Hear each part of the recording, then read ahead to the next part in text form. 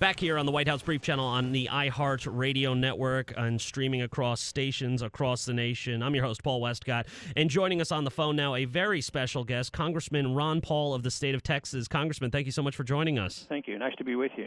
Now, sir, we saw last week the health care debate has kicked off in Washington again. And you know what? Can you just tell us a little bit about what you thought about this health care conference in general? And I know, I'm sorry, I'm trying not to laugh here because it was clearly a joke, but what do you think about it? Mm-hmm. Well, I think you've described it well. This whole idea that two parties bickering together will have a grand party on TV and solve their problems. Yes, it was grandstanding on both parts, everybody looking to be one up on the other side. But I don't think it was a serious discussion, and mainly because there's no serious answer to the mess that's being created, because they won't even consider it. You know, the government's been involved in medicine, for 35 years, created the monster, and now they're saying, well, how much more government are we going to have, and what are we going to do? And I think both sides really endorse the principle of government-managed care. So the solution is not going to be found very easily, mainly because the country's bankrupt. And they're talking about, giving more free services to people and claiming it won't raise the deficit. People's eyes just glaze over. They don't believe that stuff. How can you put 30 million more people on government health care and say that it will save money? And Obama at times said it would lower the deficit. So no wonder the people are upset about it. And the people who are happy with medical care, and a large number are, people who have private insurance on Medicare, they're not all that unhappy. I mean, It's a mess, but people who, have this, they're threatened by some of these changes that they're trying to pull off. Now, sir, you won the CPAC straw poll, which was, it's a phenomenal response there. Obviously, I was down there on Radio Row, and I saw the line for your book and the Fed, obviously, around the corner, for a book signing there, and you saw all these different, fragments of the conservative movement in America. Does that, the group that you saw there, does that give you any hope that maybe this idea of deficit reduction, creating a smaller type of government, does that give you a hope that this may become real, maybe in the next year, maybe with this election cycle? Not that soon. But I had a lot of hope because the people who cared about the Federal Reserve and care about, shrinking the size of government, they're young people, but they know what's coming, and they're worried, and they're looking for something different than the average Republican or conservative have offered in the past.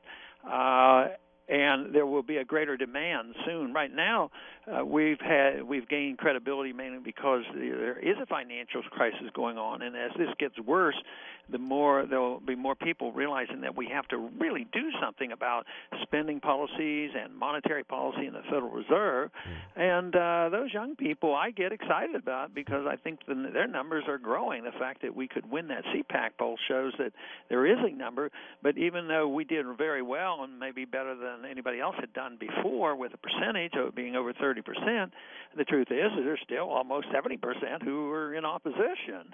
And Washington is not anywhere close to accepting, the principles of limited government, and, just finding people who believe in the Constitution say, oh, you mean you're supposed to follow that document? So we have a ways to go, but there's reason to be somewhat optimistic, but not to think that it's going to be solved here in the next year or two. Now, we spoke about your book and the Fed. Now, you talked about that maybe as being a jumping off point to maybe some of the more core values that you're talking about. Maybe this could be the start of something to a degree that, this could actually go through. What's the current situation with your legislation going through the House and through the Senate to basically sort of rein in some of the power that the Fed has accrued over the last, how many ever years it's been in existence? I think it's made a lot of progress. I don't think that it is inevitable that it's going to pass, but what is inevitable is that the Federal Reserve is being critiqued like never before. In the past, anytime you had a recession or inflation, the Federal Reserve was exempt from any criticism at all. But now, with this financial crisis and the mess that the Congress created with the TARP funds, and then our calling attention to the Federal Reserve, I think that's going to remain. So even without the audit, the American people are not going to forget about the Federal Reserve, and as our problems get worse, they're going to continue to look at the Federal Reserve. If we could get the audit, it would speed things up. We did pass it in the House. It doesn't look like it's going to pass easily in the Senate. If they have a conference, then we'll fight to try to keep it in the bill. But the leadership of both parties aren't interested in it. The president doesn't want it.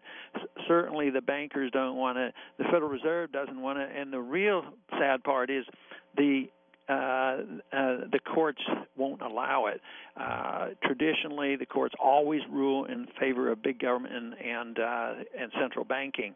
But the most important thing is for more and more people to understand the monetary issue, why we don't need the Federal Reserve and why we ought to obey the Constitution on allowing only precious metals to be legal tender. Well, let me ask you this. I mean, it's very interesting with the, sort of shrinking that size of the Federal Reserve. Do you think part of the problem is most Americans just don't understand that institution? I mean, it's very complicated. I cover this stuff, and I really don't even understand it all that well. Do you think that's where some of the miscommunication happens? But compared to 2 or 3 years ago, I think we've made a lot of progress. Most of the time, they just totally ignore it. But now they're not ignoring it like they used to, and it isn't too complicated when you think about it in terms of counterfeiting money, and literally that's what the Fed does. They counterfeit money. They create money when the Congress wants it. Congress spends money, they run up debt, nobody wants it, so they print the money. And it doesn't take a genius to figure out, well, if you keep doing that, the money's not going to have much value, and that's why prices go up, and that's why health care costs are skyrocketing, and education costs are skyrocketing. That's why we had a housing bubble.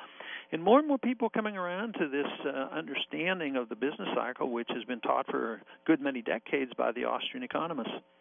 Sure. I mean, it seems to be that this is sort of a standing, understanding. I've heard you talk about the Austrian economists before, and just sort of that idea that, this probably is not the best way to run our monetary system. Now, I got to ask you, just quick election news. I know tomorrow, I believe, is the primary, or Tuesday is the primary in the great state of Texas, and it seems that there's a bit of a battle there between what many would consider the sort of the conscience of the conservative movement and sort of the more mainstream within the conservative movement. Do you see any big distinguishing differences between Governor Perry and K. Billy Hutchison?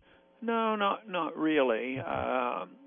Personality-wise, and one has been in the state a long time, and one's been in the federal government a long time. But I think philosophically, there's not a lot of difference. But there's a big difference between the two of them and Deborah Medina, who's much closer to what I've been talking about. Okay. And she'll get a significant vote. I don't think she has much chance of winning, but she's going to play a role in this, and there may be a runoff, in this election. So it's going to get a little attention tomorrow. Sure. And just lastly here, you brought up Deborah Medina. I was going to put her in a group with J.D. Hayworth, Marco Rubio, and even Pat Toomey. Across the country, there are conservative challenges to a lot of sort of more mainstream, or what are considered to be mainstream candidates. And a lot of my listeners, they write in, they say, Paul, where is the future of the conservative movement? How is it going to go forward? They're really depressed, Congressman. They're really upset that they can't, that the sort of limited government you talk about isn't coming to fruition. Is there any hope that you see down maybe in the next maybe the next cycle, 2012? Slowly, but surely, it's going to be difficult. I mean, we've gotten ourselves into this mess after decades of wasteful spending and running up these huge deficits and a lousy monetary system. Really, it is. In modern times, it all started in 1971 when the restriction on spending and printing money were removed. So that will continue, and but there are more and more people that are knowing what they ought to do. The big problem is shifting gears right now. There's too many special interests, and politically they're not going to allow it to happen. So I anticipate that we will have a major crisis, and our dollar is going to lose tremendous amounts of value, and then we'll have to do something about it. But if we have an election the election this year, if we get a couple new faces there, that might be helpful. But we're not going to get the majority that's all of a sudden going to see this, that liberty is something that we ought to put back together again. Economic liberty is the same as personal liberty, and that means that we have to change our foreign policy, and that we can't be the policeman of the world. That's the big hurdle, because the conservatives think that we ought to cut maybe welfare spending for the poor here in this country, but we can spend trillions of dollars overseas forever, and the war doesn't, enhance the power of the state, which is not true. And that's why, we have a long way to go, and it's not going to be solved here in the next year. All right, Congressman Ron Paul, always a pleasure. I could talk to you for an hour. Thank you so much for joining us here on the White House Brief. Coming up here, more of the day's biggest political news on the White House Brief channel, iHeartRadio.